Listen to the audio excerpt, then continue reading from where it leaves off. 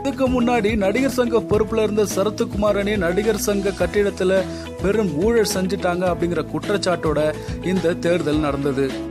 நடிகர் சங்க தேர்தலில் சரத்குமார் அணிக்கு எதிராக போட்டியிட்ட பாண்டவர் அணி வெற்றி பெற்றது அப்படிங்கிறது குறிப்பிடத்தக்கது. அது மட்டும் இல்லாம நாசர், பொன்வண்ணன், கார்த்திக், விஷால், கருணாஸ் இவங்க எல்லாருமே இப்பதான் பொறுப்புல இருக்காங்க அப்படிங்கிறதும் குறிப்பிடத்தக்கது.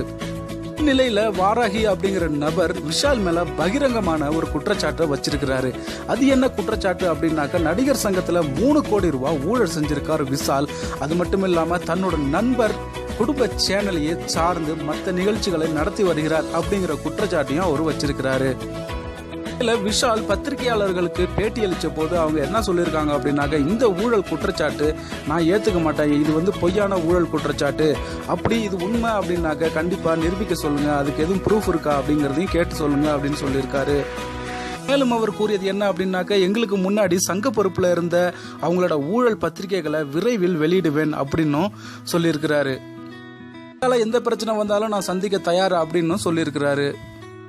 சினிமா செய்தி காசிப்களுக்கு கலாட்டா தமிழனை சப்ஸ்கிரைப் பண்ணுங்க.